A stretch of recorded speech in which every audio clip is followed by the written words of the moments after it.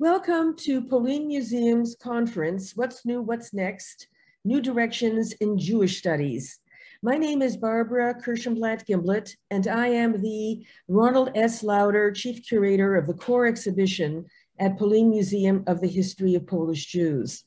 This is a very, very special occasion. This conference was originally scheduled to be in person at Polin Museum in our wonderful auditorium to celebrate the 5th anniversary of our Global Education Outreach Program, GEOP. And as a result of the pandemic, we postponed it, hoping to be able to hold it in person. And I think the upside of holding it online is that we are able to invite and to have the participation of many more people from many more places. And so we're looking forward to the next 3 days of a very ambitious, very international, and very interdisciplinary conference. As chair of the conference committee, I am very, very proud of this event.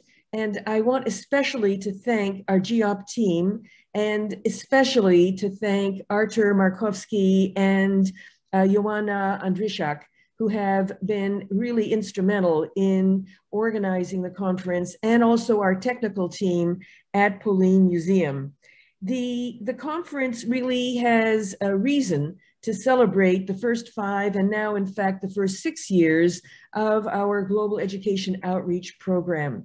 And that is because of the extraordinary activity that has taken place in the course of those years. Internships, postdoctoral and doctoral seminars that have cross-cut universities in Poland, as well as conferences, distinguished lectures, research workshops, a whole range of activity. And the question is, why is a museum doing this?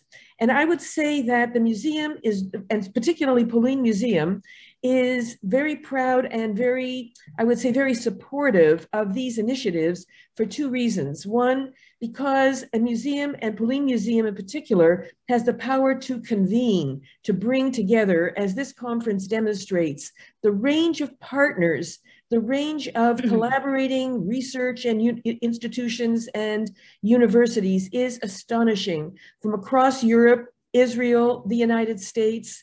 Really, I think, a testament to the collaborative spirit of GEOP. So we have the power to convene, to bring together in an extraordinary way. But there's another reason, and that is that the museum is a very, very important bridge between the academy and the public, because Polin Museum is an institution of public history, and as such, it can bridge the academy and the public.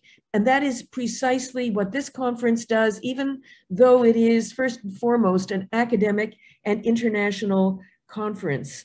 And so that is, I think, a very, very important function for a museum. And of course, our research department, which has organized this GEOP conference, has been extremely important in terms of the intellectual life of the museum, providing support for all of our activities, for the development of our exhibitions, our educational programs, our public programs, really right across the board. And so with that, I would like now to introduce our Deputy Director, Jolanta Gamula. And Jolanta has provided wonderful leadership in all of the areas for which she is responsible, and that is research and public programs, exhibitions, collections, and the Museum Practices Lab. And she's not only provided leadership, but an extremely supportive environment for collaboration. And I think that the successes of these departments are really testament to her gifts as our Deputy Director. And so with those words, I now turn the floor to our Deputy Director, Jola Gamula. Thank you very much, Barbara. I am happy to hear you and your words. I am really happy to meet you, even via Zoom platform. We waited a long time for this conference. A year ago, when we were all locked down, we decided to change our plans and postpone the conference for a year. Today is the day when we can meet, however, all the time through the internet platform. Hope that will change soon. We are organizing this conference in the 5th anniversary of the Global Education Outreach Program, as we can hear, a program which we are implementing that's thanks to the Toby Foundation. Thank you very much. The components of this program aimed at students and researchers and public, of course, form an important part of the museum's program. We are all the more pleased with the great interest in the conference. I would like to thank your partners. We would like to thank our partners who co-organized that conference. The Emanuel Ringelblum Jewish Historical Institute, the Leibniz Institute for Jewish History and Culture, Simon Dubnow, Memorial de la Shoah, Musée Centre de Documentation Juive Contemporaine, Copernicus Center for Polish Studies, University of Michigan, Tel Aviv University, YIVO Institute for Jewish Research, Yad Vashem, the International Institute for Holocaust Research, United States Holocaust Memorial Museum, University College London Hebrew and Jewish Studies. The conference is organized within the Global Education Outreach Program. The conference is supported by Tobe Philanthropies, the William Bowes Foundation, and the Association of the Jewish Historical Institute of Poland. It is so financed from the Excellent Science Program of the Minister of Education and Science. The conference was made possible thanks to the support of the European Association for Jewish Studies.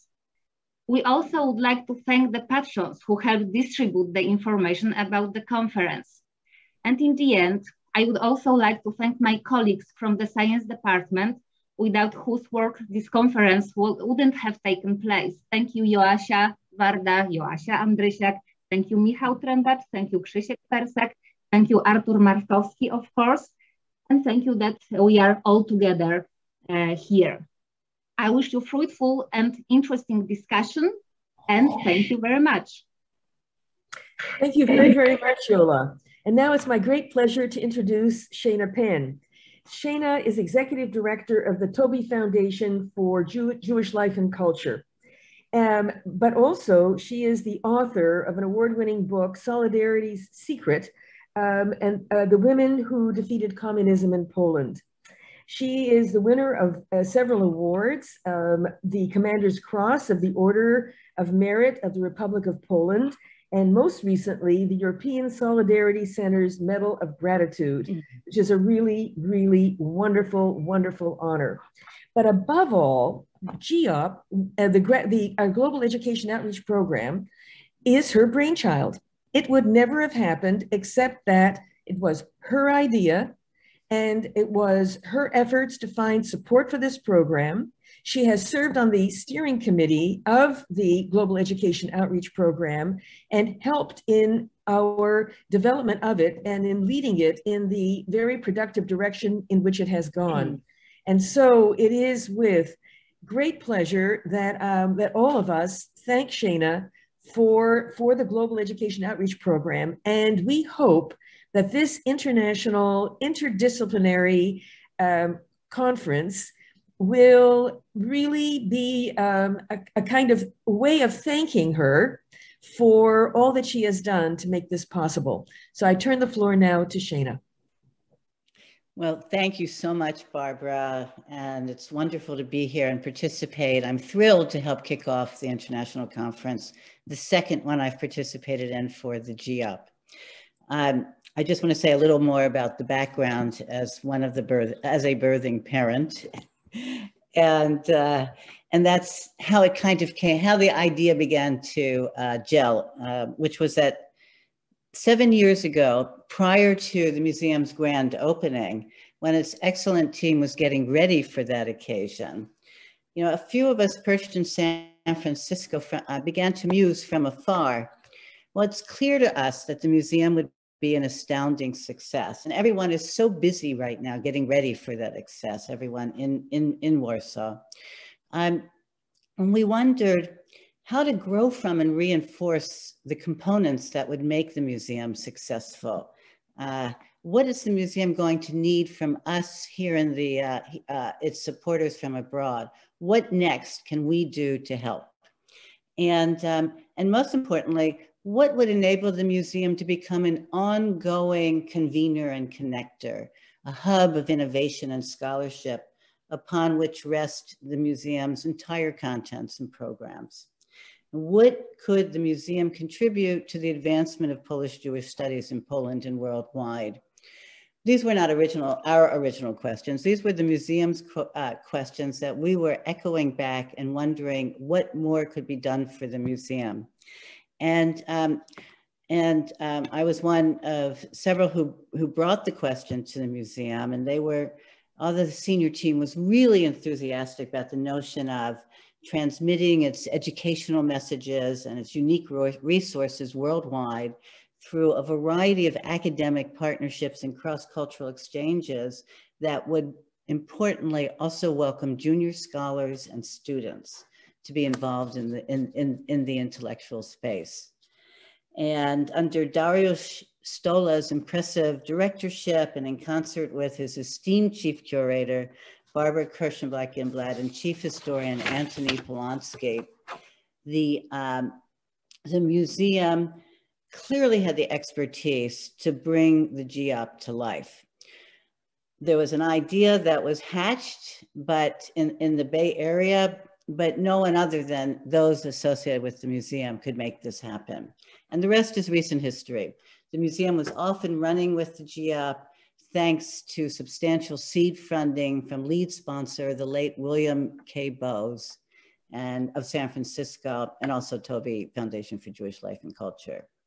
I have to say that I have never witnessed such an ambitious, complex program as GEOP come to life so quickly, so effectively and efficiently. I'm honored to have played a role in its conception, to feel enriched by all of its ongoing activities, online and in person, and to celebrate with you today the commencement of this multi-day conference commemorating the 5th anniversary of GEOP. So many thanks to all of you who have made the GEOP possible, who have worked on GEOP past and present over the 5 years, and to all of you who partner with the GEOP. Thank you for being here. Thank you. Thank you very much, Shana. And now we'll see a very short film about GEOP, the first 5 years.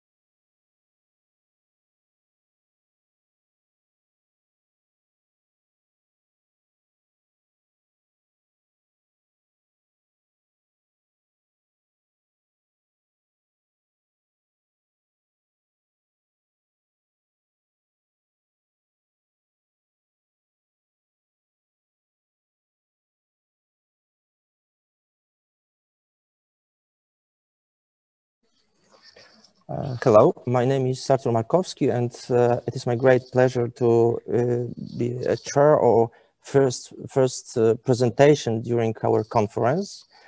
Welcome participants of this part of the conference. First of all, François Wagener,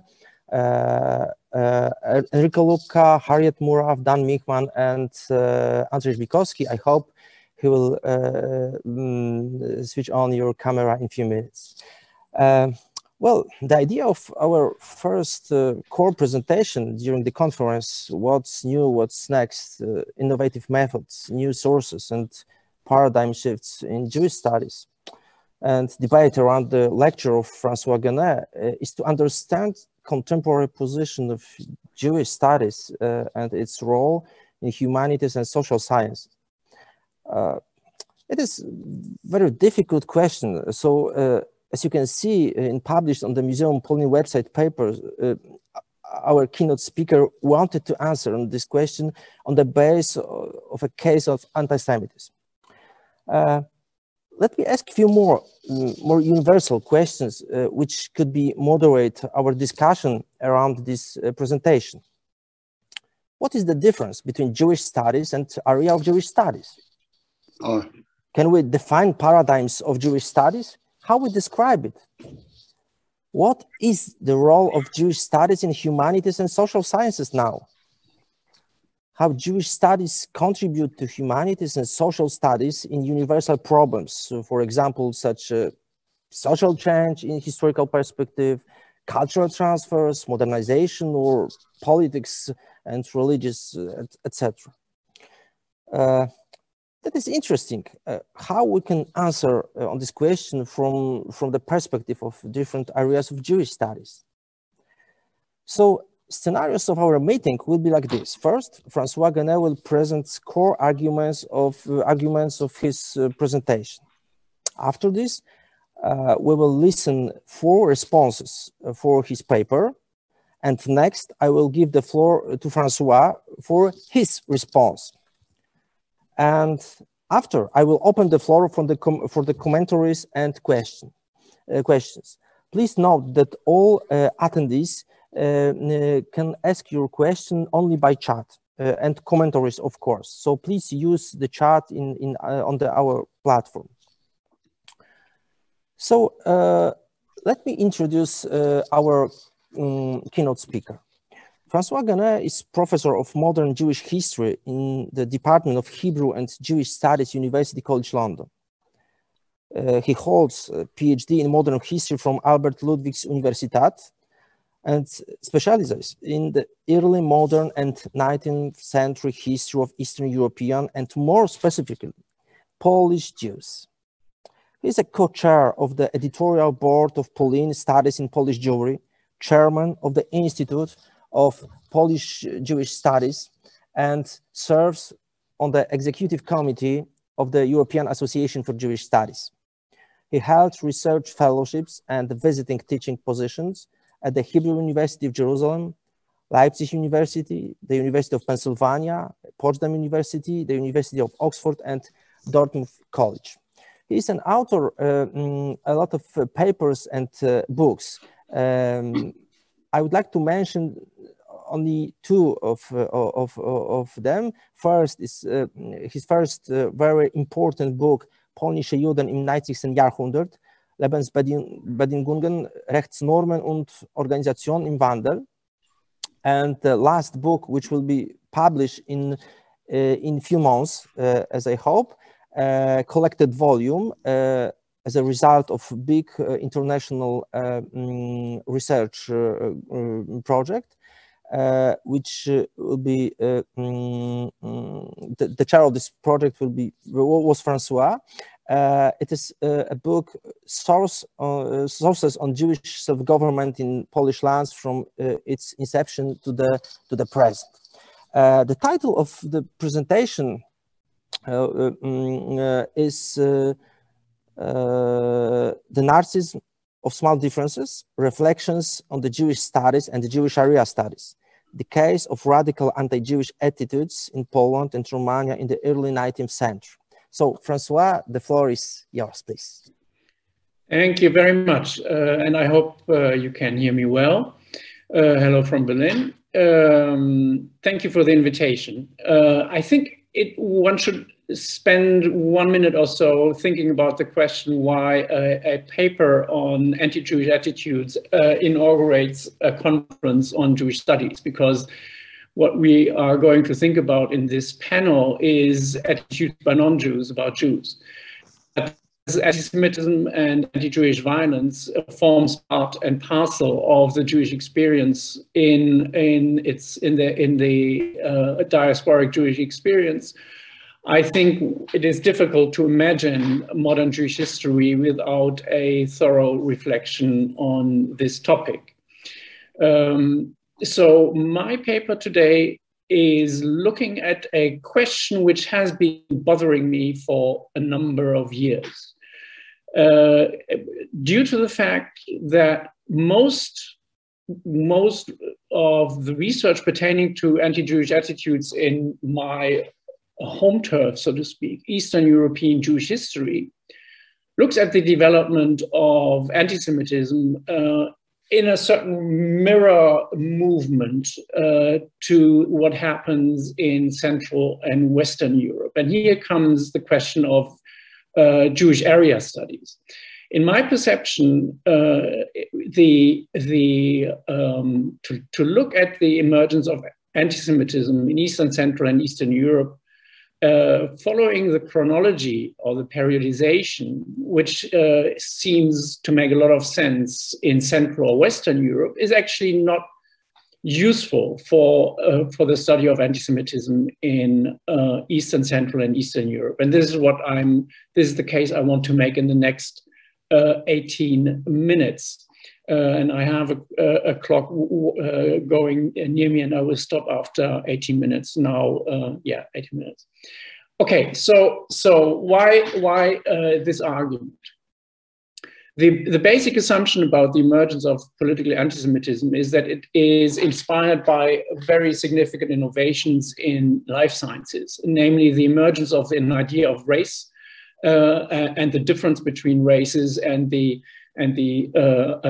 historical mission of races as a major factor in forming and in shaping social movements, political movements, and attitudes.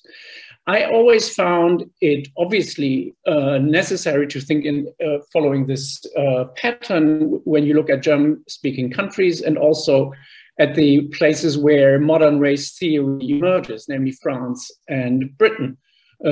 Just a short reminder that the first measure the National Socialist government did after their access to power in 1933 was to change biology, the syllabus of biology in schools, and introducing Darwinism as a topic of instruction. What struck me is that while we have cases of very strong anti-Semitic positions, which do not seem to be informed by religious prejudice, before the emergence of racially informed anti-Semitism in Eastern Central Europe, I ask what is actually informing these attitudes? And my understanding, and this is where not only area studies come into the play, but also questions of periodization. How can we define the transition from traditional prejudice, religiously informed, and perhaps also informed by cohabitation? As we know, Eastern Central Europe and Eastern Europe is a place with intense social encounters between Jews and non-Jews. What is the stage, what is the missing link between this structure of social prejudice, religiously informed prejudice, and a more modern form of anti-Jewish prejudice? And I thought, and my theory, and this is really, and I thought I pay tribute to the topic of the conference, namely what's new. I think this is a new hypothesis to say that actually the early 19th century is a period where anti-Jewish attitudes change and morph in Eastern Central Europe. And the question of my paper is really how and why, and what are the main characteristics of this transformation. So one intention in doing this is to look at the international resonances of these developments, And the second question is, how did this play out across the region, not only in Poland? One very important motive of my argument here is to, what I call in my paper, provincialize Polish anti-Semitism or negative attitudes against Jews in Poland, because there is a tradition of identifying Poland with anti-Semitism. One central argument of my paper is that this is not only a Polish phenomenon, but that it is internationally connected. So one core argument which I want to make here is that the emergence of new voice, of new views, of new attitudes, assessments of the relationship of Jews and non-Jews in the early 19th century has a lot to do with the partitions of Poland and the reconfigurations of the political landscape in the early 19th century. I don't reinvent the wheel. The authors I discuss in my paper are well known. This is Wincenty Krasiński, and this is more importantly Mr. Witowski. I think that Mr. Witowski is all the more important as he proposes a very radical way to deal with the presence of the Jews, and this is really where my core argument lies. My core argument is that with the emergence or after the partitions of Poland, a new way of thinking emerges, which formulates a quite radical idea to deal with the Jewish problem. Radical in the sense that it posits a fundamental and principled opposition between the presence of the Jews and a good society, and proposes furthermore radical measures to solve this question.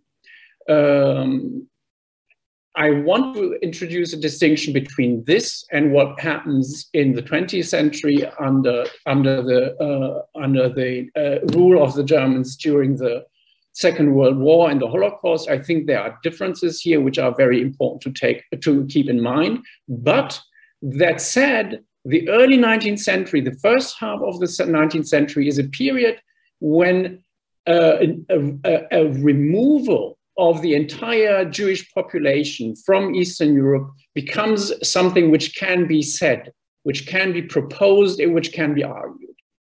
And this radical attitude is one and this is something we learn from many colleagues, including Brian Porter Such, that these voices through much of the 19th century will be marginal voices. These are not dominant voices, but these are marginal voices. And I would argue that these voices can be heard not only in the early 19th century and later 19th century, but also in the 20th century. So in order to give you a taste of what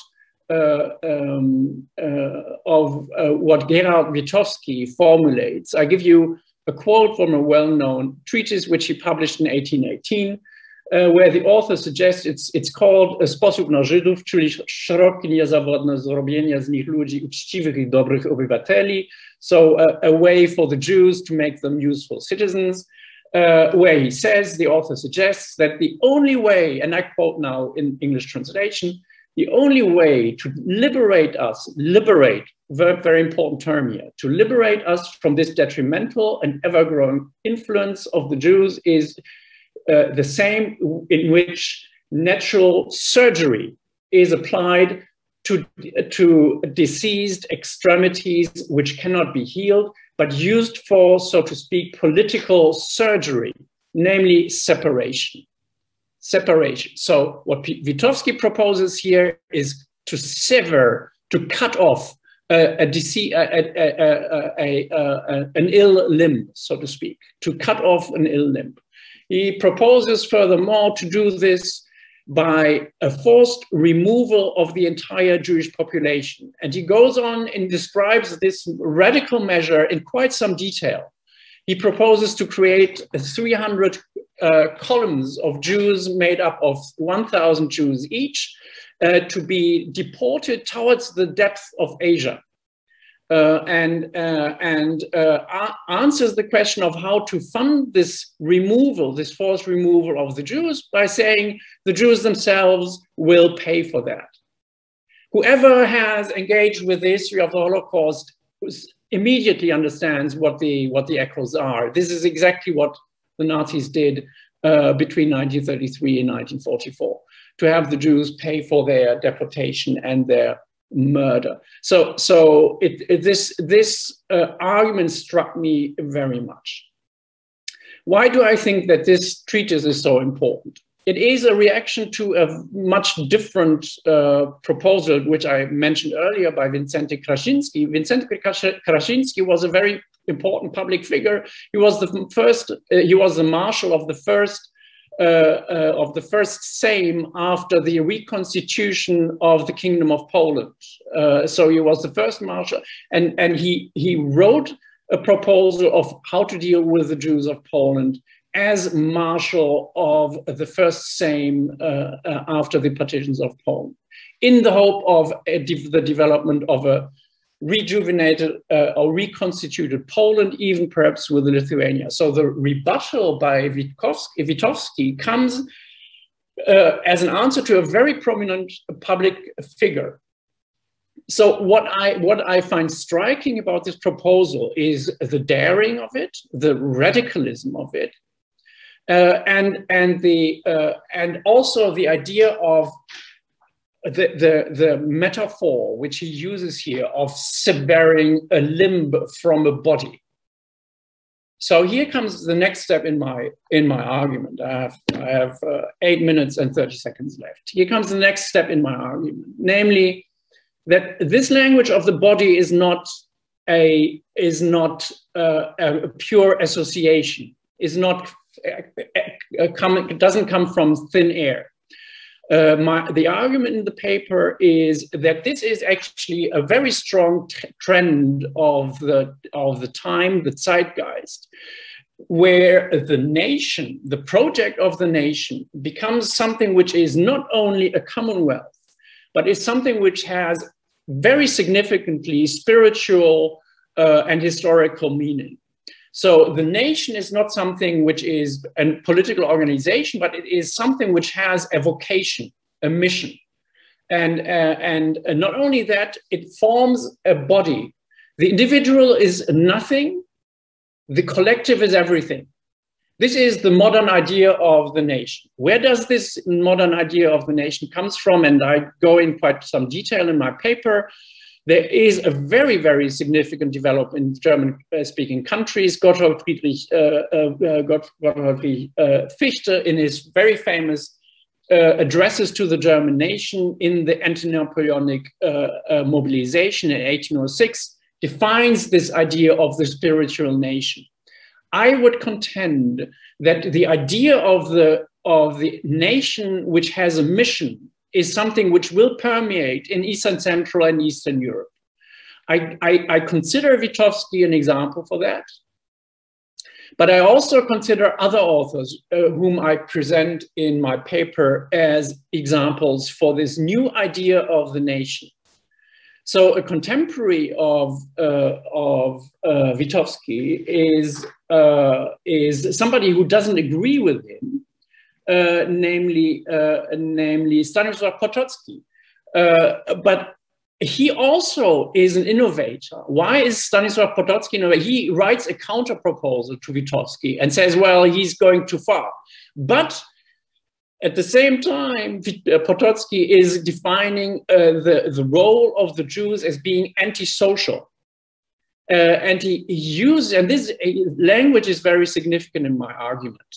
He uses, and this is a treatise which was published also in 1818, he uses the term antisocjalny, which is a new vocabulary in the Polish language to speak about the presence of the Jews. Antisocjalny, to have the idea of the society as different from the crown or the Commonwealth is very significant. And this will echo, that's the next step in my argument, this will echo through other publications. My example is a very well-known historian of the early 19th century, Henrik Schmidt, who argues about the role, the responsibilities of the Polish society concerning the presence of the Jews. And he says, and there's a very important new argument which emerges at this time.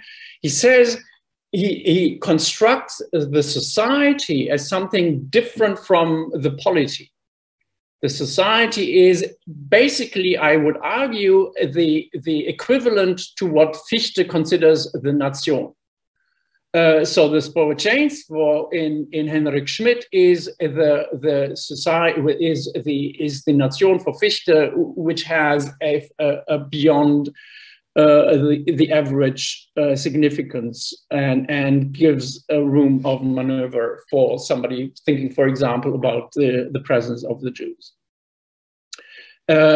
One very important topos which emerges between 1800 and the mid-19th century is one of the social contract which actually does not exist between the Jews and the Polish society. There is a contract between Jews and the nobility, yes, but the nobility was bought out and is illegitimate, and the society has a higher calling and should supplant the argument here.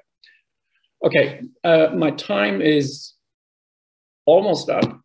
Oh no, not that much up. I have 3 minutes. So how do I think this plays out across Eastern Central Europe? I present another case of an innovator in my paper, a Russian radical opponent to Tsarist rule, and that's a nobleman called Pestel. Pestel is one of the decabrists or Decembrists, one who in 1825 plan the assassination of the Tsar. Pestel, who proposes a radical, he proposes the furthest developed project for the post-Tsarist Commonwealth of the time. What links Pestel to Witowski is that he has exactly the same idea for the Jews of Russia, namely to deport them entirely. So what we have here, that in the context of thinking about the state in new ways, the presence of the Jews becomes the justification to remove the Jews. So forward-thinking, forward-oriented political thinking involves and includes and proposes the removal of the Jews because of the incompatibility of the Jews with these projects. I think this is very important. And the final step in my argument is to look how this forward-thinking, state-building thinking actually found a concrete expression in Romania. Why Romania? I don't go into the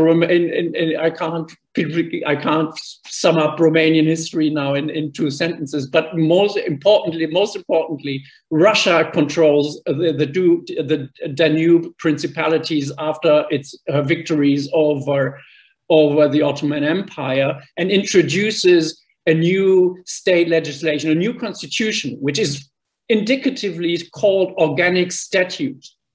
The Organic Statute basically resonates with what I have just described for Witowski or Henrik Schmidt or Pestel. In the moment when you create a new state, you remove the Jews.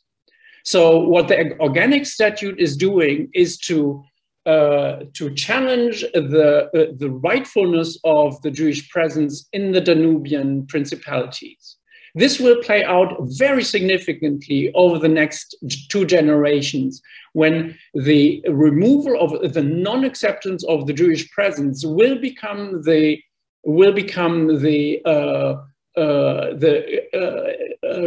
cause d'état, the real well, the basic characteristic of the Romanian state. The non-acceptance of Jewish emancipation becomes one of the rationales of Romania becoming a state in 1866. And for my argument, or in the perspective of my argument, not surprisingly, the author of this organic statute is none other than Kisilov, a high-ranking Russian minister who had been very closely following the discussions in Poland about the presence of the Jews, and has, if so to speak, applied the lessons of Polish state building to Romania. It would create a very heavy legacy for the Jews living in Romanian territories. Okay, so far in a nutshell, my argument. I close my paper with a couple of citations from the period of the Holocaust of Romanian and Polish leaders who say that the removal or the destruction, the murder of Jews is something which is, so to speak, a historical fait accompli, which one has to accept, or even further, which I consider not an adoption of German National Socialist annihilation projects, but rather the completion of this early 19th century thinking. Thank you. Thank you very much, Francois. Okay, so now the first person to respond to Francois Guéné's lecture is Enrico Luca. Enrico is a research associate at the Leibniz Institute for Jewish History and Culture, Simon Dubnow in Leipzig. He studied philosophy and history at the University of Milan and completed his PhD in 2012. Subject of PhD thesis was a dialectic vision of Jewish history, Gershom Scholem, and the legacy of Messianism. Between 2012 and 2017, he was research associate at the Franz Rosenzweig Minerva Research Center for German Jewish Literature and Cultural History at the Hebrew University in Jerusalem. Between 2016 and 2017, he was postdoctoral fellow within the project German Jewish Knowledge and Cultural Transfer 1918-1948, the historical archive of the Hebrew University of Jerusalem.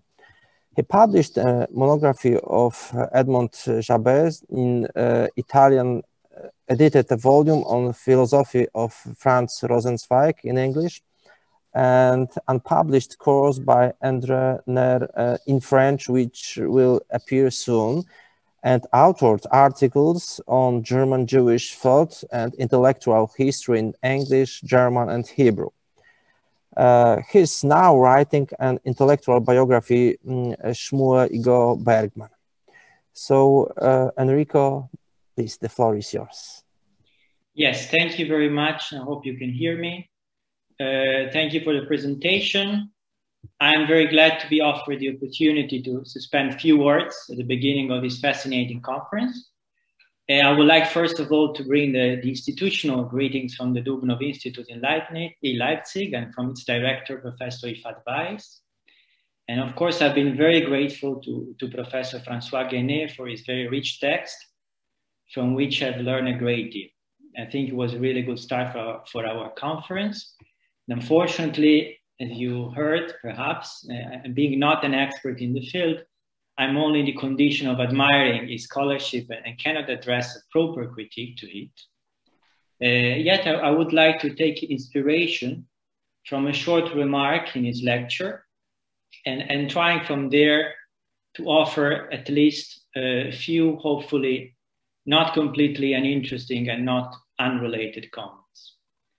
As Professor Guéné hinted in a footnote, it may come perhaps as a surprise that Fichte, the same Fichte who wished the Jews to be cut all their heads off, had been taken in so great esteem by early Zionists. Indeed, if we look, for example, to members from the Prague Bar Kokhba Zionist group, the ones who supported the flag of the so-called cultural, spiritual Zionists, their reception of Fichte is simply more than enthusiastic, and it actually touches the very essence of their Zionist choice. Robert Welch, for example, who was going to become a famous journalist in Germany and later in London, remember how he was first attracted to the Zionist idea following a lecture given by Kurt Blumenfeld in Prague, precisely on Fichte's addresses to the German nation. Hugo Bergmann, later a professor at the Hebrew University and one of the leading members of the Brit Shalom Peace Association in Palestine, confessed in the same vein that he wouldn't be able to find his way into Judaism and Zionism without Fichte and Schelling. As he wrote in 1920s, in his view, Jews of Central Europe saw Zionism first and foremost as one of the currents that aspired to the renewal of humanity through the deepening of national feeling, sharing a spiritual affinity precisely with the youth who aspired to revive the spirit of Fichte among the German people. Hans Kohn, later to abandon Zionism to make a career in the United States as an appreciated scholar of nationalism, started one of his lectures in 1920 while still being a prisoner in a Russian camp with the following words: the first to provide the German people with a profound philosophically based nationalism were also Germany's first cosmopolitans. One need only to read Fichte to see how Germany's greatest nationalist man was also its biggest cosmopolitan.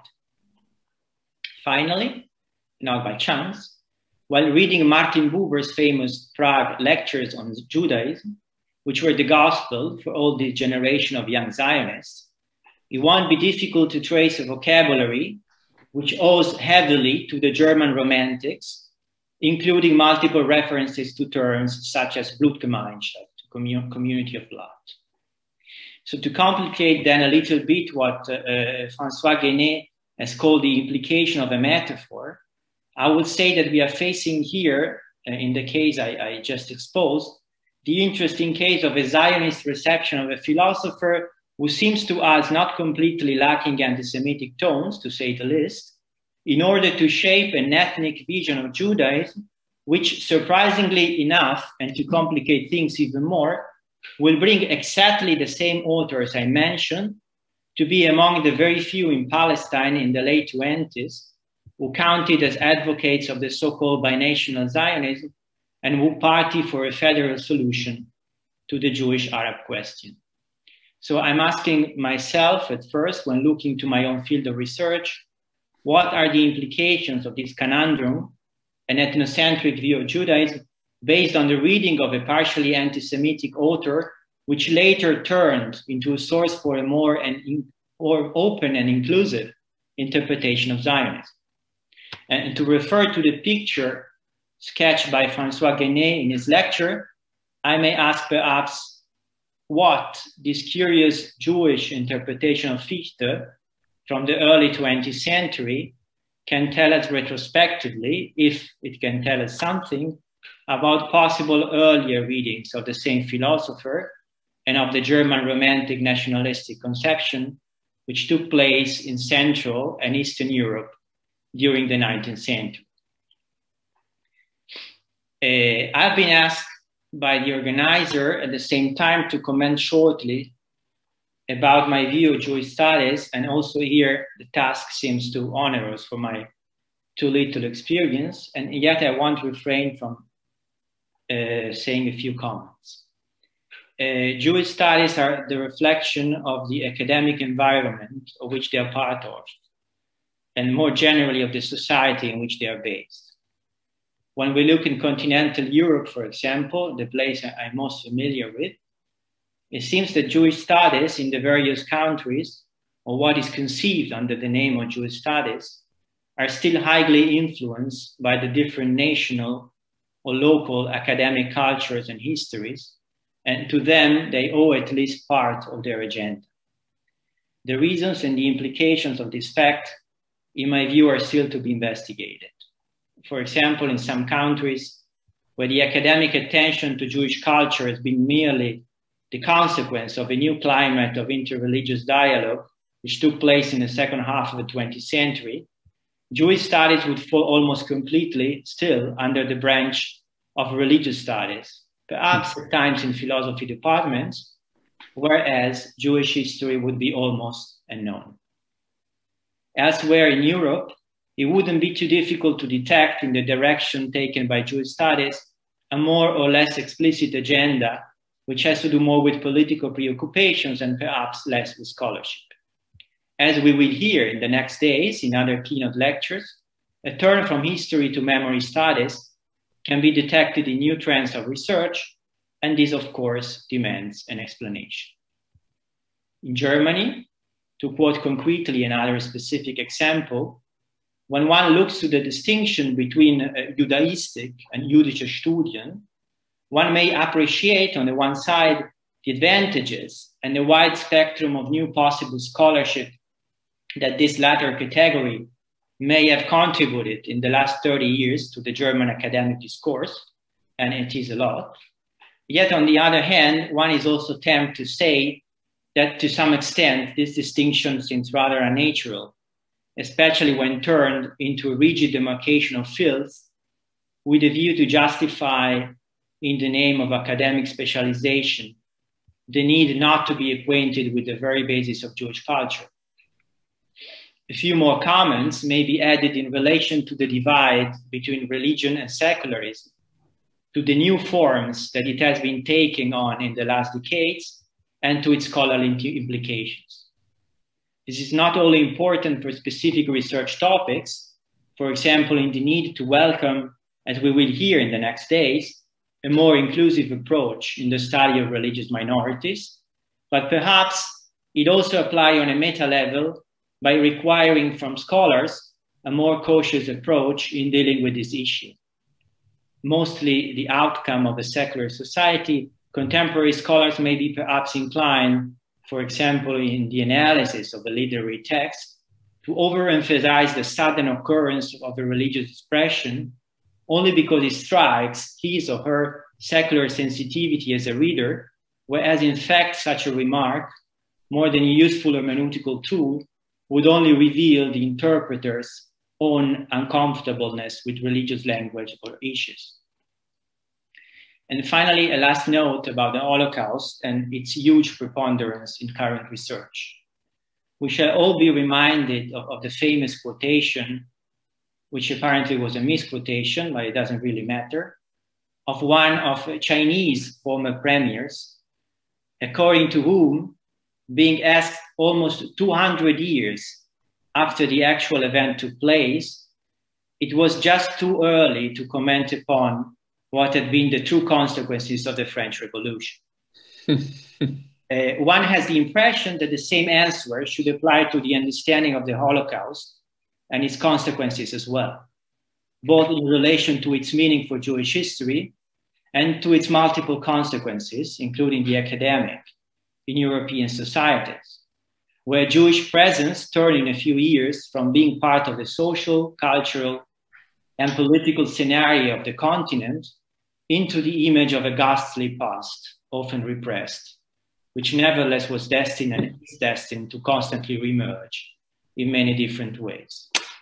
It's hard to say what scholarship can do apart from taking itself seriously. Of course, new inclusive approaches, interdisciplinarity, and the disclosure of unknown archival sources can help a great deal, but they won't help much if they're not used to formulate new questions or reformulate old ones in an original way. This at the very end seems to me to be the only and true definition of a genuine scholarship approach. And this is, I think, what can be found in many of the panels that we will listen during the next days. So I thank you for your attention. I thank again Francois for his beautiful lecture, and I wish every one of us a very good and productive conference. Thank you very much, Enrico. Well, now I would like to give the floor to Dan Michman, but first I want to remember for all attendees that you can use chat on our platform for writing commentaries and questions. We have some questions and commentaries, and I will read these commentaries and questions after Francois' response in few minutes. So we are waiting for your questions and commentaries on the chat. And now it is my great pleasure to introduce Dan Michman. Dan is head of the International Institute for Holocaust Research and incumbent of the John Nyman Chair in Holocaust Studies at Yad Vashem, Jerusalem. He is professor of modern Jewish history and former chair of the Arnold and Leona Findler Institute of Holocaust Research at Bar-Ilan University, Ramat Gan. And also his publications cover a broad range of topics regarding the Shoah, its historiography and representations, its impact on Israel, world Jewry, and the Western world, and on Dutch and Belgian Jewries in the past two centuries. Dan, the floor is yours, please. Thank you very much for the introduction, Dr. Markowski. Okay, first of all, I want to thank Francois Guénez for his thought-provoking keynote paper. He posed and Professor Markowski posed in the wake of of this paper also several general questions to the respondents regarding Jewish studies in general. But the breadth of the category Jewish studies is almost infinite, I would say, and it is definitely multidisciplinary and multifaceted. Counter to the situation about a century ago, when Jewish studies hardly were taught at academic institutions, and if they were separated.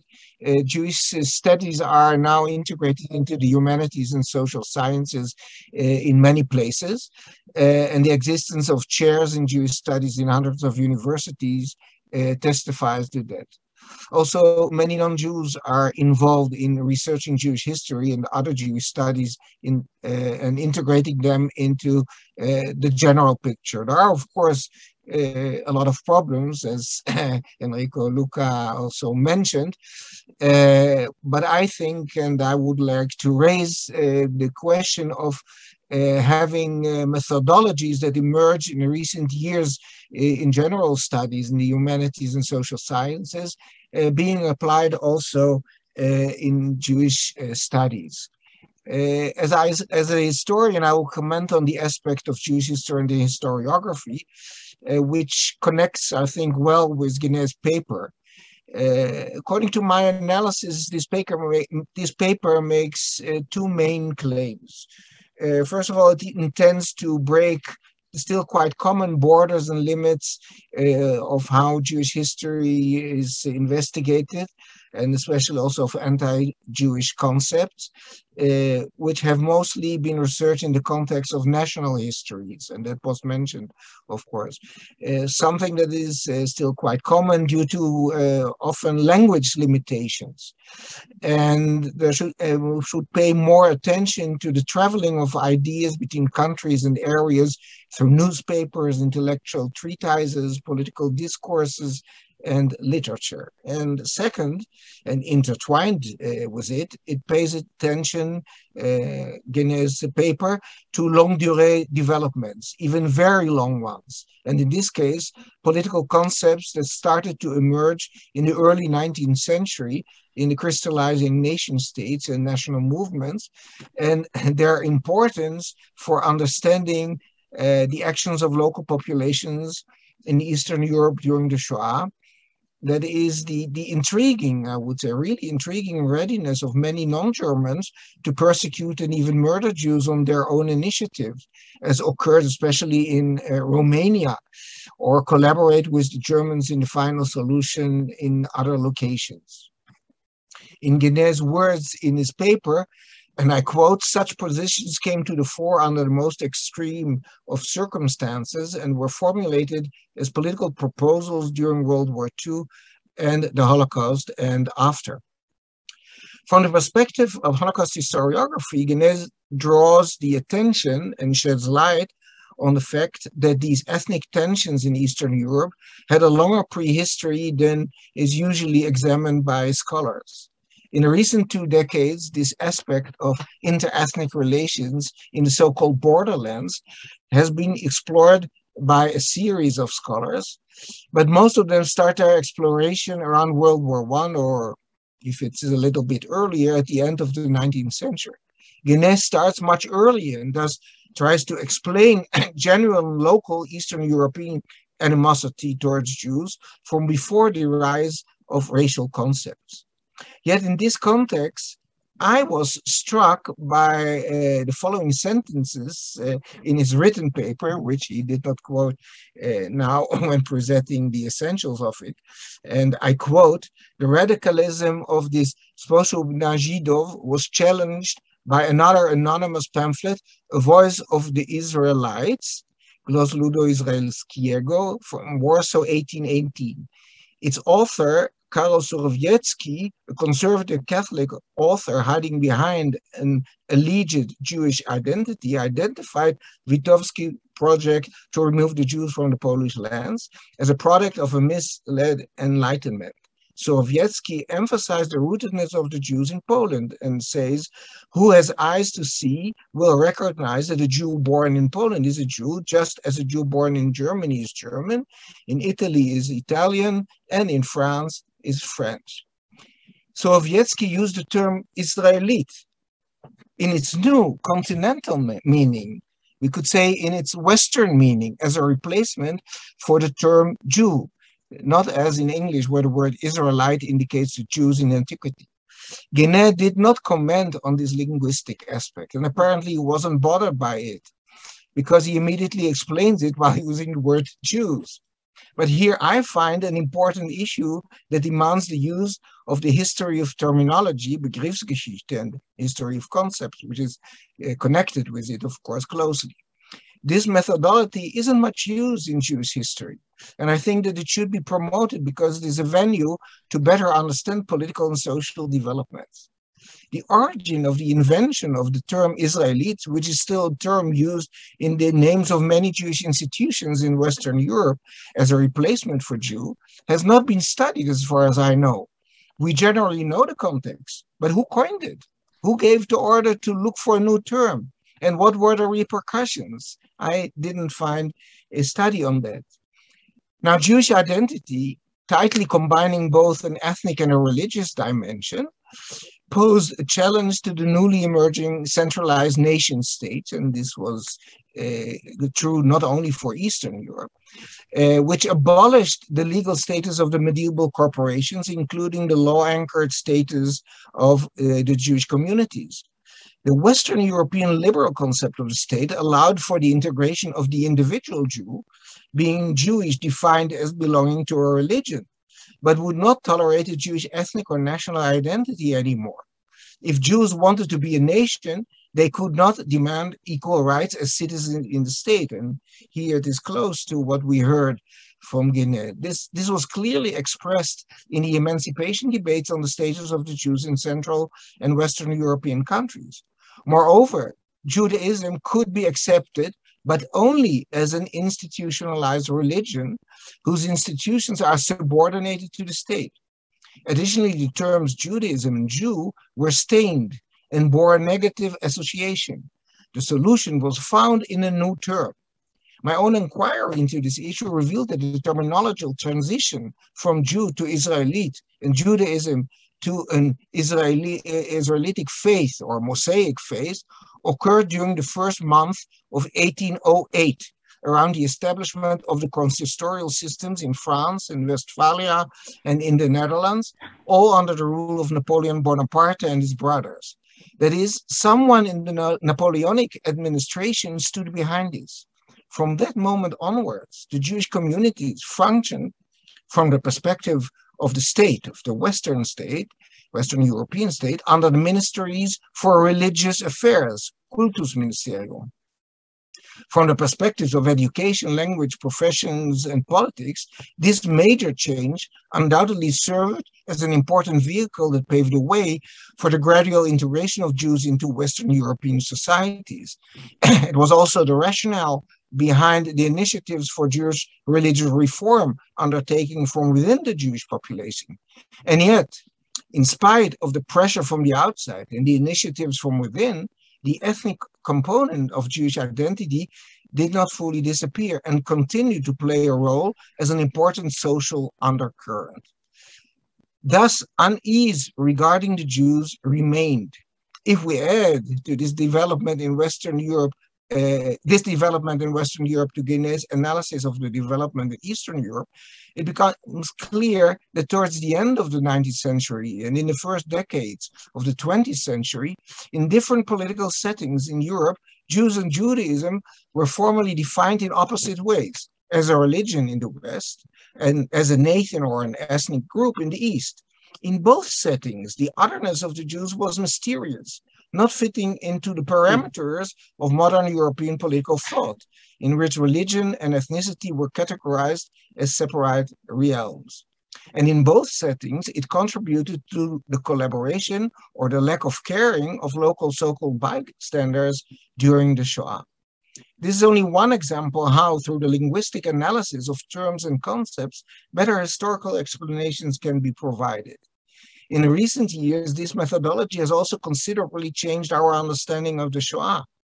The influential Holocaust scholar Raoul Hilberg, in his seminal study, The Destruction of the European Jews, which was first published in 1961, developed the conceptualization of Nazi anti-Jewish policies, escalating through a stringent, bureaucracy-oriented, basically linear development consisting of 4 stages: definition, expropriation, concentration, and finally annihilation, which straddled into 2 modes: killing units and killing centers.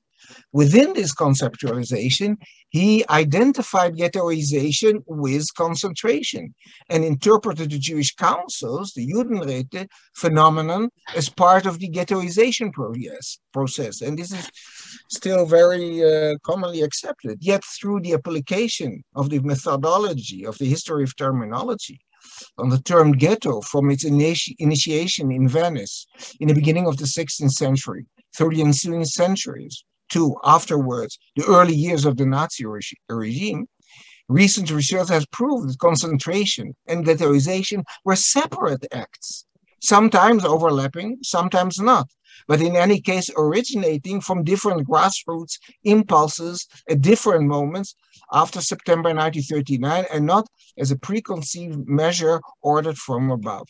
Similarly, the term Judenrat, Jewish Council, had a medieval origin, was first used in one way at the very beginning of the Nazi regime in 1933, and later resurfaced and transformed into a different phenomenon as a result of bureaucratic and conceptual ideas existing in the Jewish department of the security service of the SS since 1937. Counter to Hilberg's understanding, which has been embraced by almost all of Holocaust scholarship, the ghetto and Judenrat phenomena developed separately within different authorities which were not coordinating their policies. The Judenrat phenomenon was much more widespread all over Europe and even in North Africa than ghettos, which were installed only in Eastern Europe. And both Jewish councils and ghettos were not by themselves stages leading towards the final solution. So the analysis of the history of the terms and what they meant in different historical times, even within the Nazi period, thus led to the deconstruction of a deeply entrenched conceptualization and interpretation of Nazi anti-Jewish policies. As scholars in the humanities, our tool of expression is language, and our tool of analysis are concepts verbalized in the form of terms. The semantics of terms are fluid and usually change over time and geography due to the changes and transformations in societies and generations. Through the close analysis of these changes, we can achieve, I believe, a better understanding of historical development.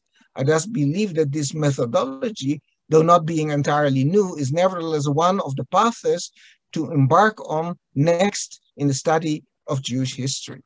Thank you very much. Thank you very much, Dan. Please remember, it is for all attendees that we're still waiting for your commentaries and questions on the chat on our platform.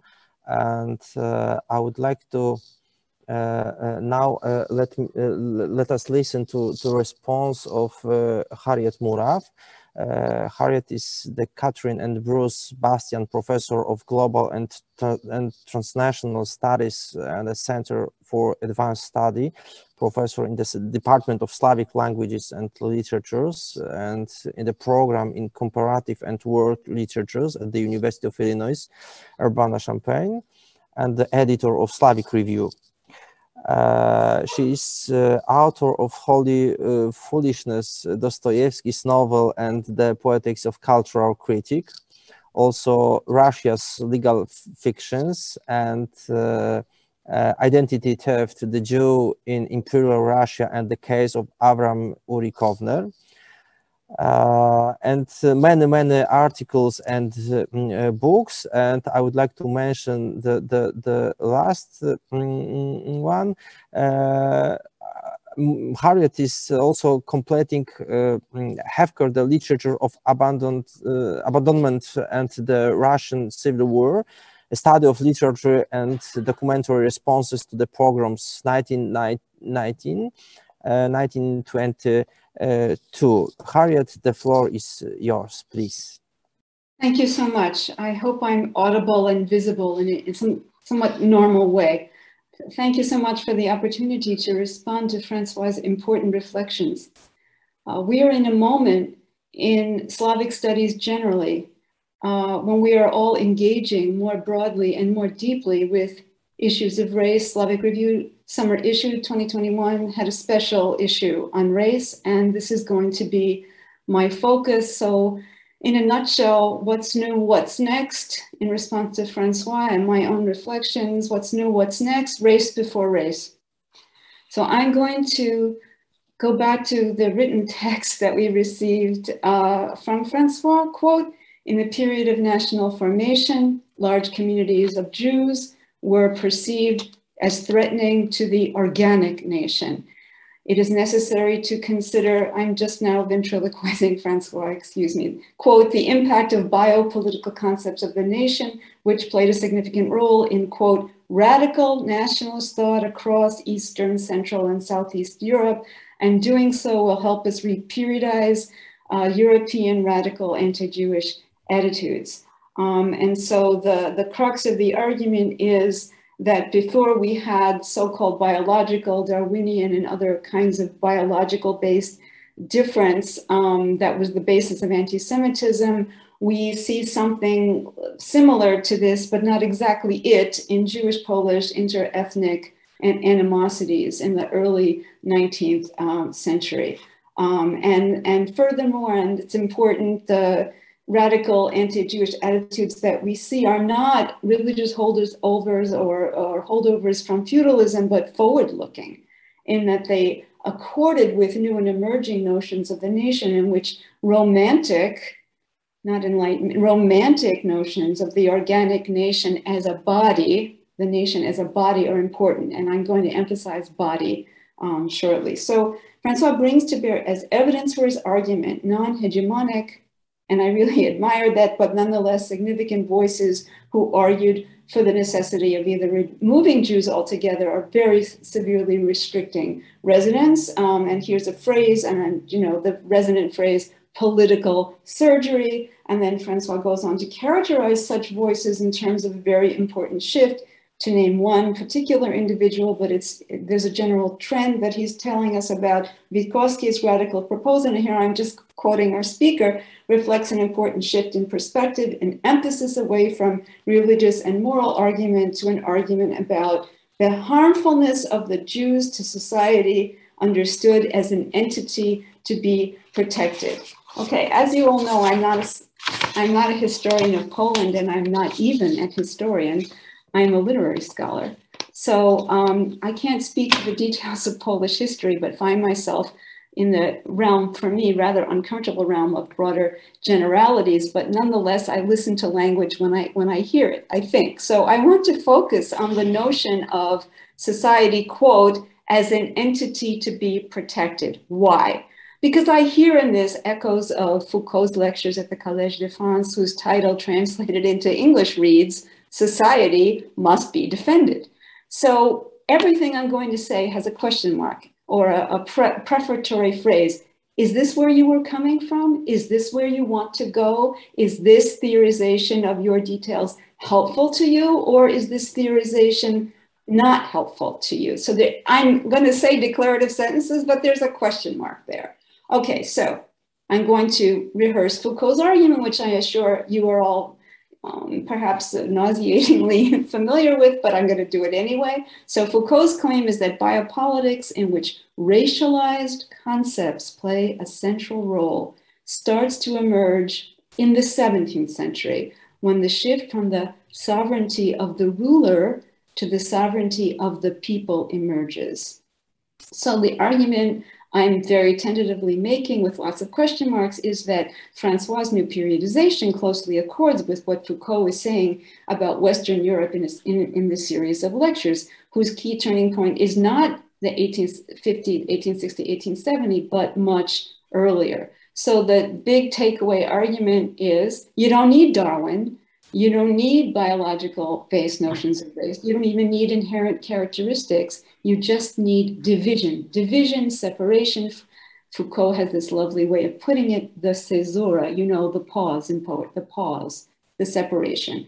Okay, so society must be defended. And of course, as we all know, chattel slavery predates the mid-19th century. And there are my colleague Eugene F. Rutten, who is a historian, has made a point about imperial Russia, racial categories, and the politics of Jewish difference in late imperial Russia, absent the notion of biological notions of race. And I have in my own way in a piece called Dostoevsky, Jews and Race, and I'm going to return to those later.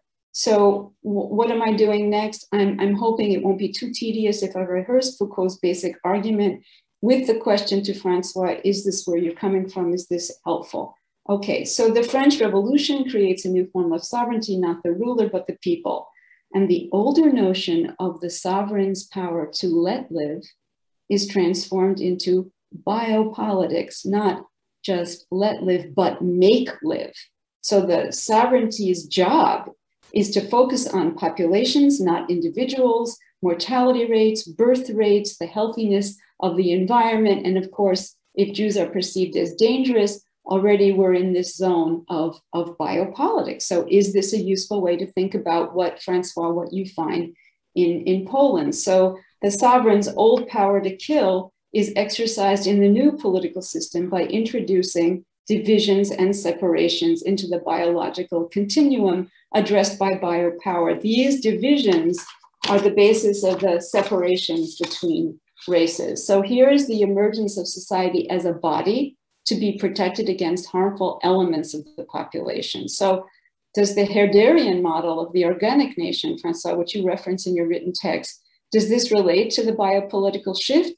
Foucault sees the emergence of philology, the study of nations, biopolitics and the study of race, and the study of political economics, all changing the discourse of history around the same time. Wouldn't Herder be grist for Foucault's mill? In other words, if we kind of zoom out and look at Europe in the new European history and discourse of European history, as Foucault asks us to do so in a broader way, would Polish history as your now periodization that you want to see, wouldn't it be a part of it? Okay, so the organic notion of the nation, which has to be defended, is a racial notion of the nation, Can we consider ways in which, alongside and even prior to organic concepts of the people, a division into races and an underlying policy of enmity against certain segments of the population, can we think about this?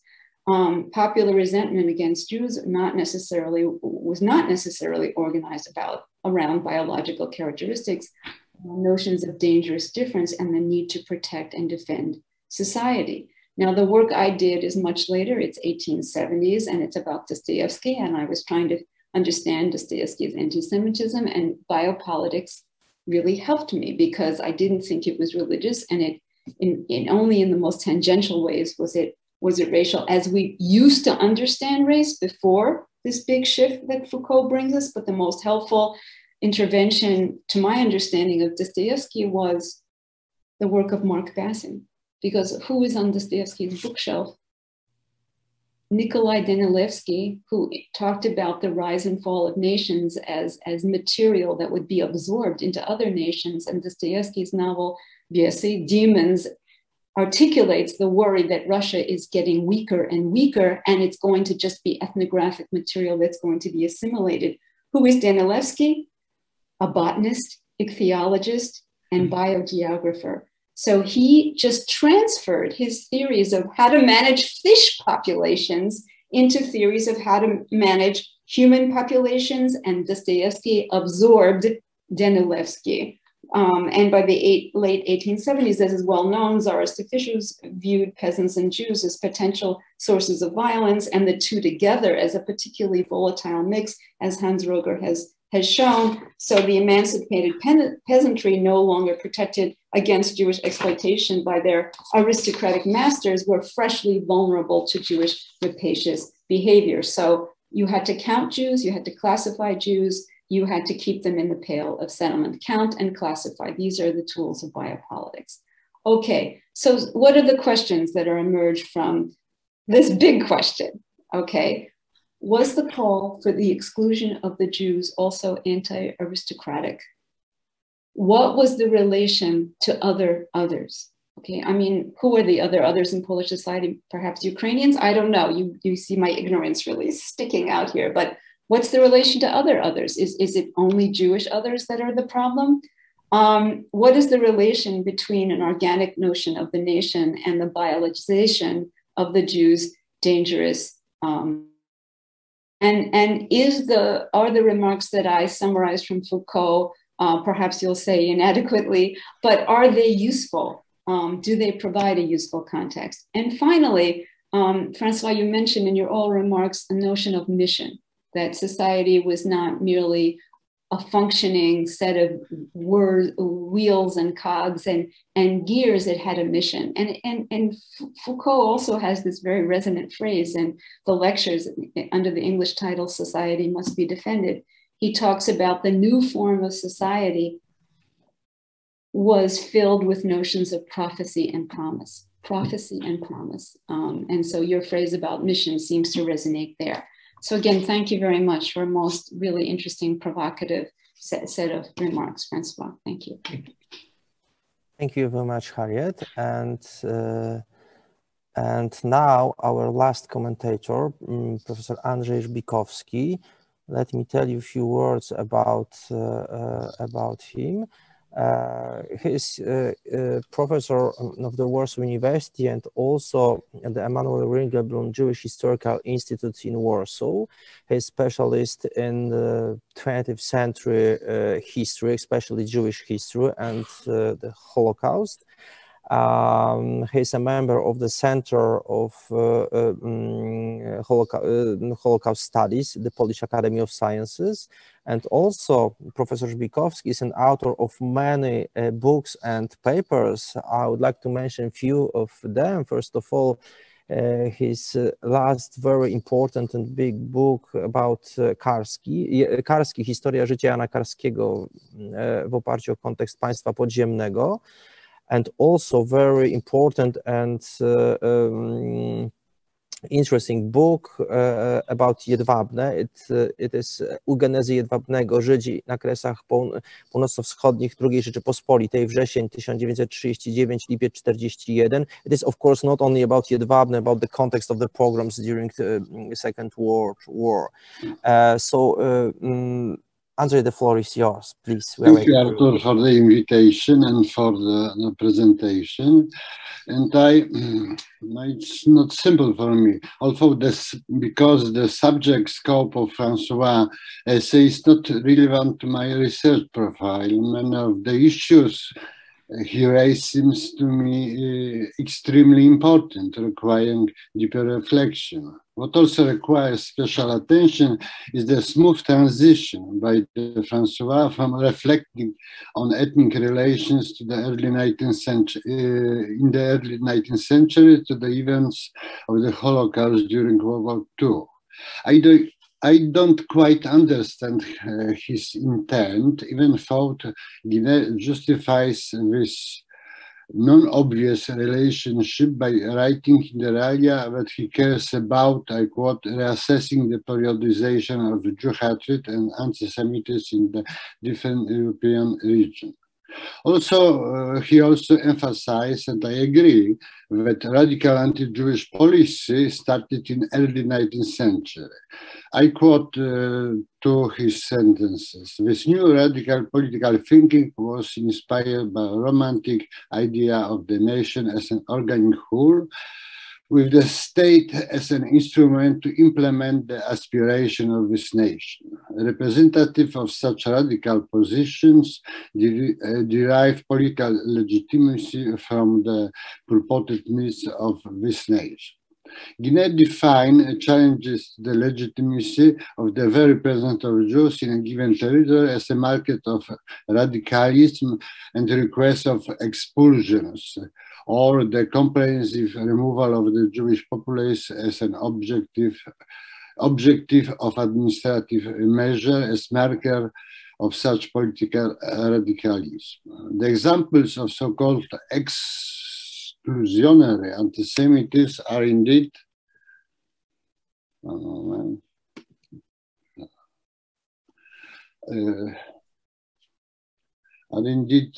very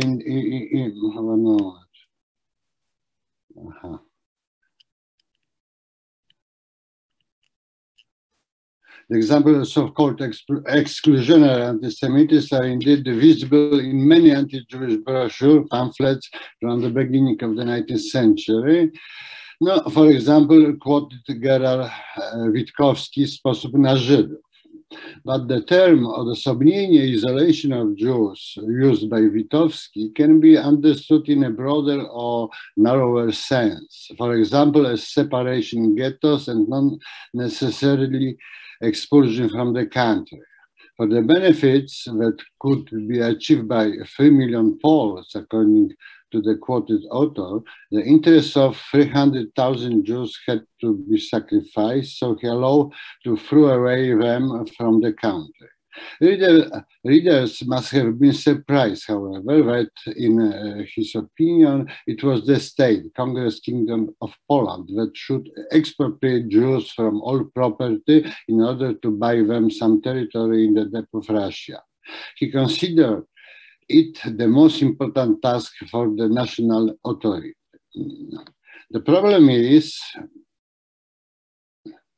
however, that the Witkowski pamphlet was rather an exception among the contemporary literature. In my opinion, assimilationist views prevail among the political class of Congress Kingdom, and it was quite commonly believed that Jews would be able to nationalize, of course, after forcing them to change their dress, language, and limited the rabbis' power.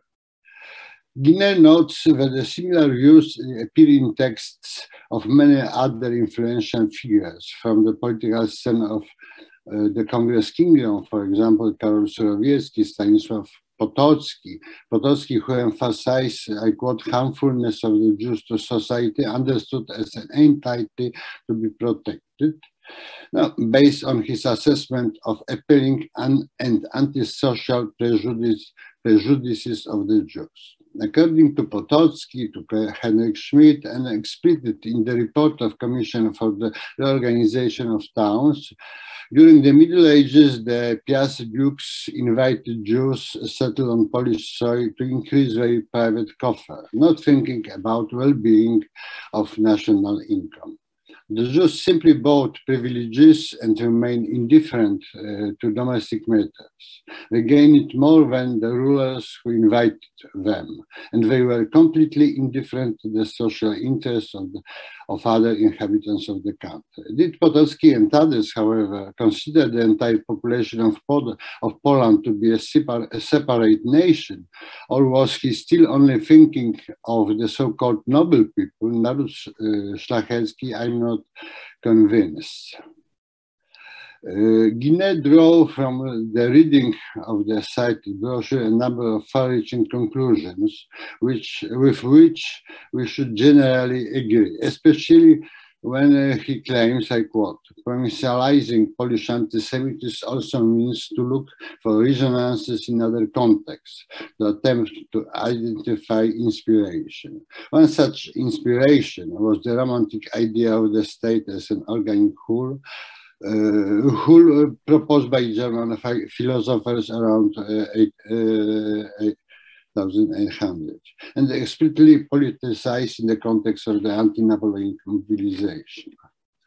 Now, he mentioned here Johann Gottlieb Fichte. Yeah, I'd like to stress that the influence of German Romanticism on Polish political thought seems obvious, also in the selection of arguments in the internal discussion on the so-called Jewish question. François Guinet concludes also in his essay, I quote, "This paper has argued that in order to fully understand the dynamic of exclusionary discourses aimed at the Jewish population in Eastern, Central, and Southeastern Europe, one has to take into account the transformation of political discourse in the early 19th century. The revision of the prevailing historical views on the stages of development of anti-Semitic ideology in Central Europe, as proposed in this essay, seems to me too radical. Indeed, anti-Semitism developed very dynamically in Central Europe, by only, in my opinion, from the 1890s. The context for growing prejudice was dynamic economic development, favoring more mobile groups, having access to capital and education, and not fearing the risk associated with uncertain investment and financial speculation. Understandably, the successes of enterprising Jews arose envy and hostility. Anti-Semites such as those concentrated around Jan Jeleński newspaper Rola were, however, unable to gain significant social support on Polish soil for a long time. The situation changed only when their anti-Jewish prejudices were reached by a modern national movement, largely shaped by Roman Dmowski. In his concept to the right of Poles national egoism, an important place was occupied by exclusionary anti-Semitism. However, it's difficult to say to what extent Dmowski was aware of what Witowski, for example, mentioned by Guinet, wrote half a century earlier. Finishing his essay, Guinet unexpectedly goes to the Second World War and the Holocaust. In a brief form, he discusses three well-known examples of the use of arguments from the stock of the exclusionary anti-Semitism in political practice. About the intention to expel Jews from the country is the case of Romania and Lithuania, or as in the case of Polish conspiracy of refusing to return Jewish refugees, Guinet emphasized the similarity of the arguments to the previously discussed example from the early 19th century literature. Without expelling the Jews from the country, neither Lithuanization, Romanization, or colonization of the country could have fully succeeded. Apparently, the nationalist way of thinking about the Jewish minority as an internal enemy was not limited by the common knowledge of German crimes against the Jews. So it was the stereotype deeply rooted in the consciousness of Central European society. Research on its origins should be expanded and existing findings rethought. Thank you very much. Thank you very much. And we have a few questions and commentaries, but I think first I would like to give the floor to Francois for the response on these four commentaries, and after this we will back to the commentaries and questions. Okay, Francois? Yes, thank you.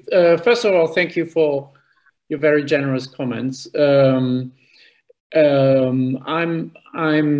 preparing, together with Elisa Bemperat from New York, a volume of Pauline Studies in Polish Jewry, and with Anthony Polonsky about the history of the body and the history of gender in Eastern European Jewish history. So So it may not be coming as a surprise to you, Harriet, that obviously the idea of thinking about the body, the relationship between the body and the state, or the body and society, as defined in the concept of gouvernementalité by Foucault, is something which is an inspiration here. The reason I have not quoted Foucault is that it was difficult enough to get hold of the material which I wanted to bring in from a point of evidence for this paper under the conditions of the pandemic. I don't go into the details of getting library working spaces over the last couple of months, but this is the idea behind it, obviously, that society becomes a malleable, shapeable entity which informs the way people think about communities or define communities, and also define antagonisms, for example. Yes, Foucault is very much behind the reasoning of my argument, or is at the core of my argument. The reason I did not make it explicit is that Foucault is so much focusing on Central or Western European developments that it would have required a whole translation process of his theories to Eastern Europe, and I thought I want to focus on the core, so to speak. So 100% yes, and if you have ideas to think about the body and Eastern European Jewish history and the history of gender, please don't hesitate to contact me for one of the forthcoming volumes of Pauline, a bit of publicity in between. Enrico, thank you so much for your thoughts. There is a wonderful chapter by Manfred Vogt about the inspiration of Fichte for the Zionist movement, which is going into great detail about it. This, I mean, I quote Vogt's chapter, and this is obviously remarkable. That an author who says we should chop off the heads of the Jews too and put other heads on top of the bodies is such a strong inspiration for the early Zionist movement, especially in the German-speaking areas, but beyond as well. So this is absolutely to the point. There's a tension there, I would argue. Andrzej Żbikowski agrees that the prehistory of political anti-Semitism needs to be studied more in depth, and this is the whole argument I want to make. To be very blunt, I'm fed up with studies on the emergence of anti-Semitism which start in 1881. It's just not enough, because things start much earlier, and this is what I wanted to demonstrate. I think we are basically in agreement, Andrzej, that this is a very long development of views, and I emphasized that the political anti-Semitism of the second half of the 19th century is different from the beginnings of the 19th century. What I want to carve out, without essentializing, is that there is a lasting thread. There is a thread from the turn of the century, 1800, throughout the next decades. Some of the most dramatic cases of anti-Jewish political mobilization precede political anti-Semitism. I'm Wojna Żydowska, 1859 in Warsaw, and Henrik Schmidt argues against a project of emancipation in 1858. So this all precedes the racializing of the Jewish other. It is working entirely beyond the concept of a biologically different. This is why also, I mean, the lead topic of this session, Jewish area studies and Jewish studies, is really relevant. those who do not understand or who have no expertise in Eastern European Jewish history do not really understand why things sometimes seem so different in Eastern Europe, because Jewish history is so massively different in Eastern Europe than it is in Central and Western Europe. Because what you have in Eastern Europe is the emergence of a Jewish community with a full range of political and communal institutions, which form an entirely different historical, social, cultural, religious encounter to Central and Western Europe. And I'm ready to start any fight to defend this argument. And therefore, I mean, to push my point even further, Jews were a real problem. It's not imagined.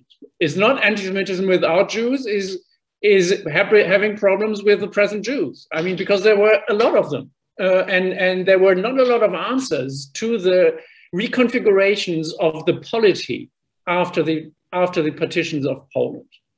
In the chat, there is a question by Israel Batar whether these concepts are not first mentioned in the four-year Sejm.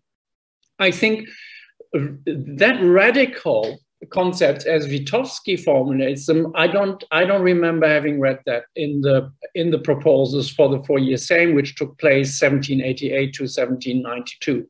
I don't recall that, but it is obvious, and that's a question from Scott Ury, that the Enlightenment brings about ideas of governmentality.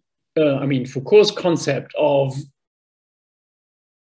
governing or governance, or the possibilities of governance, which are not longer informed by the traditional forms of power relations or religion. And these innovations are what interests me. And I'm very grateful to Harriet Muraf to have emphasized the forward-thinking dimension of the people I quote. These are not reactionaries. These are not people who look back. These are people who look forward. And this is why I also, Andrzej, I want to think in this context about the Holocaust. Because what, I mean, the extremism, the radicalism of the National Socialist project is not one of fighting the last battle. It is fighting the new battles. It is fighting for racial superiority or for the superiority of the superior races against the evil races, Slavonic or Jewish. And this creative dimension of political mobilization is what is of interest. And this is why the concept of gouvernementalité is so important here, because people fantasize about what to do. Alina Zawa, and I mean, Marcin Wodzinski, everyone knows Witowski. I emphasize that I'm not reinventing the wheel. What I'm proposing is to take him seriously as somebody who formulates something which was possible to think in 1818. And again, I emphasize that he answers the head of he answers the same marshal. So he reacts to a proposal by one of the highest officials in the state. So this forward-thinking dimension, this dimension of gouvernementalité, is what makes him important. Not that he was taken seriously, but because he thought we can think this.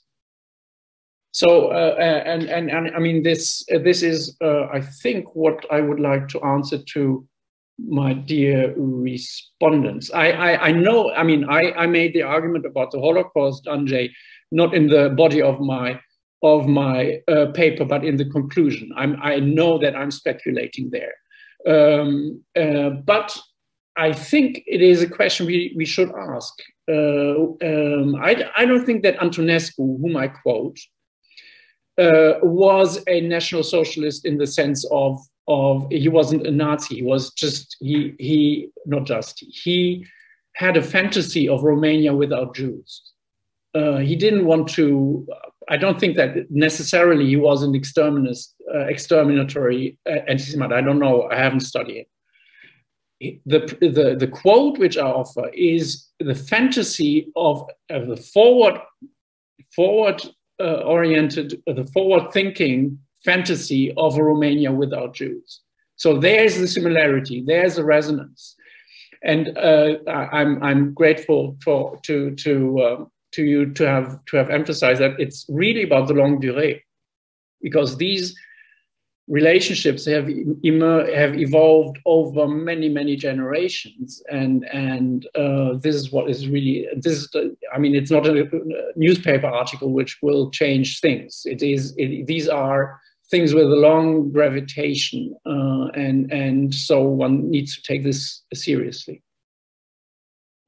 Yes, there were a couple of, I couldn't follow the discussion and read the chat. So okay. Arthur, I don't know which questions you would like to. So we have a lot of questions and commentaries from many people, from Eva Berard, Gail Zachman, and also a big question from Barbara Kirshenblatt-Gimblett, Dariusz Stola, and Anna Zielińska. I think if you can find a question, first of all, Barbara Kirshenblatt-Gimblett about the. Should I read that, or you will find? Okay, I have it. I can read it out and try to answer it at the same time. Can you comment on the place of anti-Semitism in Jewish studies today and going forward? Have these two topics dominated the field in the past and also today? To what benefit Jewish studies and at what cost in the way the future of the field might be configured? Okay, I will leave it at that. I think that's a very legitimate, very important question. And that's why I also felt slightly uncomfortable having my presentation being the opening keynote. I think there is, commenting, I mean, one of the questions we address here in this conference is what's new, what's left, so where are things going? There's a very strong trend to think about these dramatic dimensions of Jew hatred, anti-Jewish attitudes, etc. And this has resonances with what concerns us about how people live, or communities live together. How do we conceive of cohabitation? How do we conceive of a fruitful cohabitation of communities? So in recent years, there's been a very strong emphasis to investigate further anti-Jewish violence. Arthur was the head of a very important research project to look into anti-Jewish violence in the Polish lands. Steven Zipperstein has revisited the pogrom of Kishinev, the tilt of history. There is a very important source volume edited by Eugenia Vrutin and Elisa Ben-Porat, sources about anti-Jewish violence, Harriet study. So there is a very significant interest. And this interest focuses in many cases on Eastern Europe, because there the history, there are still a lot of questions, especially for the dramatic history of World War I and the post-war period of World War I. Urban Galizia has been translated into German recently, and Mark Kaplan has written very important studies about Ansky's assessment of anti-Jewish violence towards the end of World War I. And as we all know, at the very beginning of YIVO, there were investigations about the Ukrainian pogroms between 1919 and 1921. So it is a topic. It is a topic, Barbara, and it will not go away. And if you think about the publications about the anti-Jewish pogroms in what is today Ukraine, there's so much to do still. There's so little we know.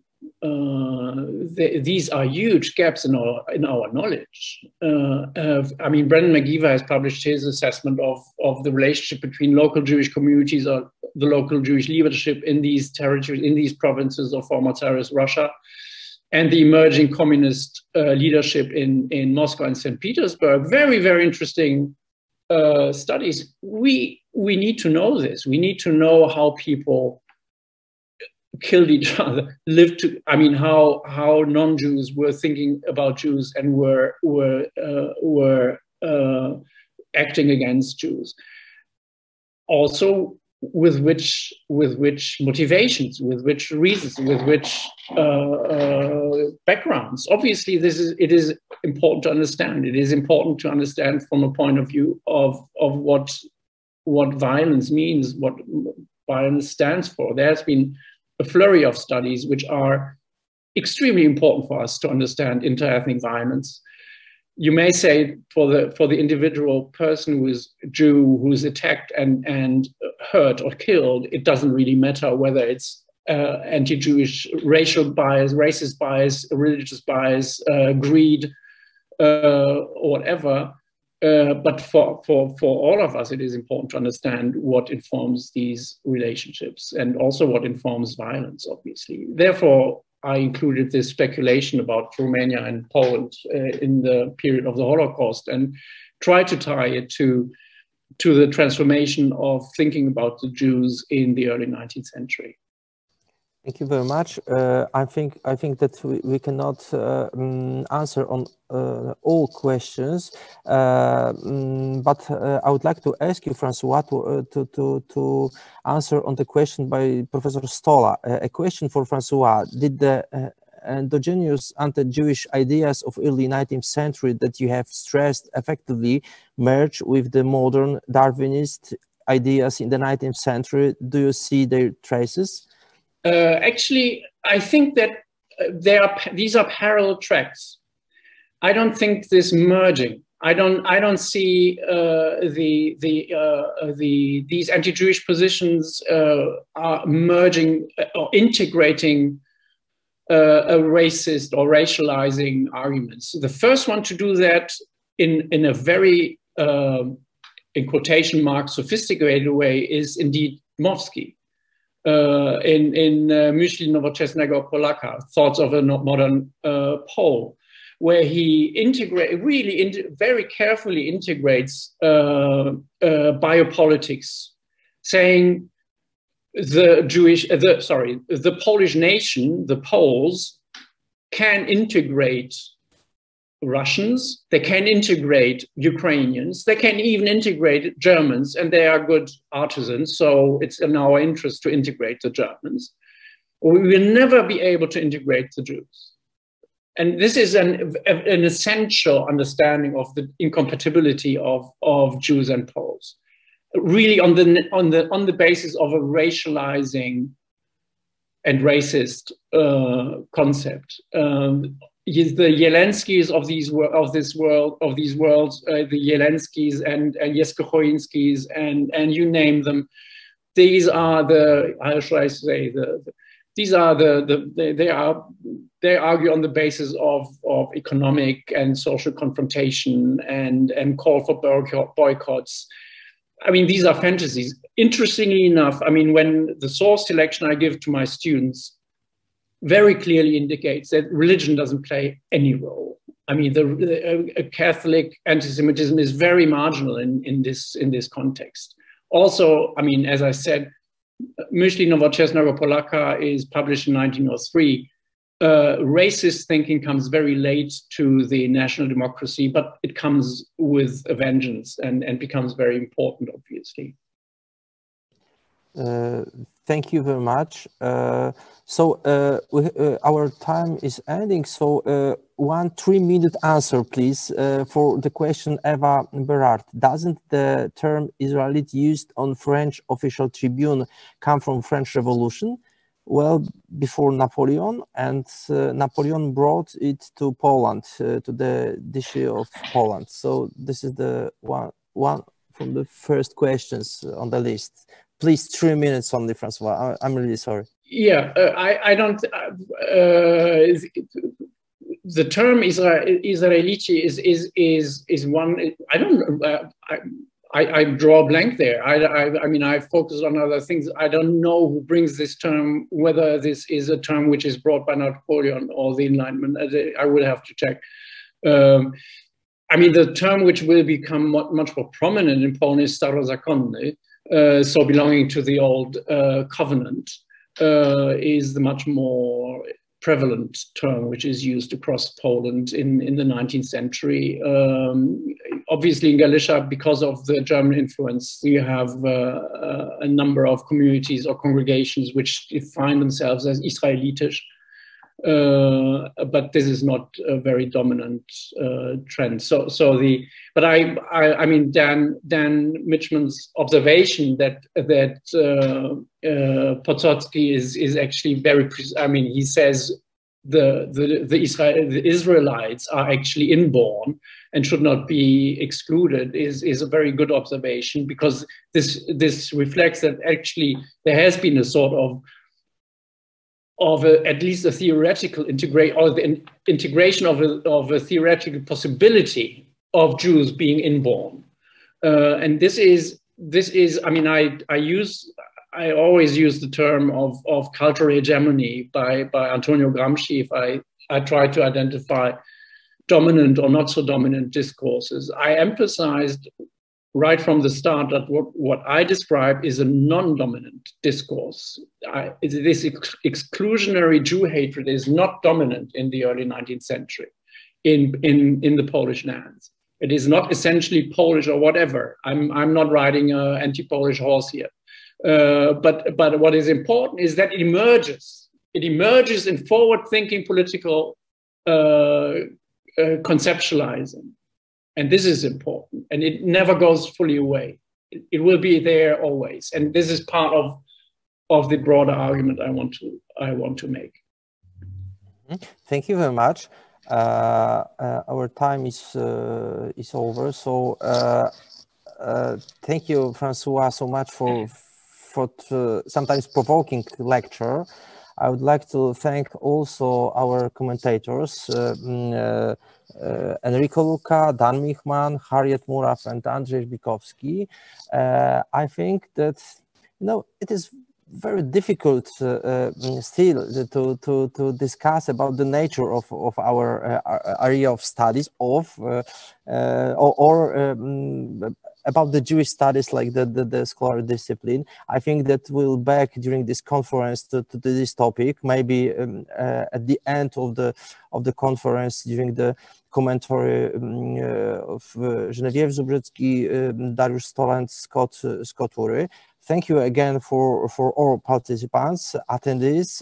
Thank you for your commentaries and questions. We will send it to Francois and the panelists. I saw the two questions for Harriet Muraw. I'm really sorry we have no time for the answer, but we will send you this question.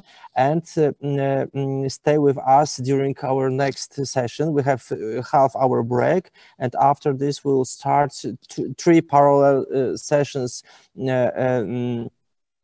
during our conference. And please remember about the poster sessions at the end of from the Warsaw point of view, at the end of first day of the conference. It is very important for our young colleagues to come to his presentation and talk with them, to help with their PhD project. Thank you so much again, and I hope see you during the next parts of our conference. Thank you, and thank you to all. Thank you very much, and success. Yes.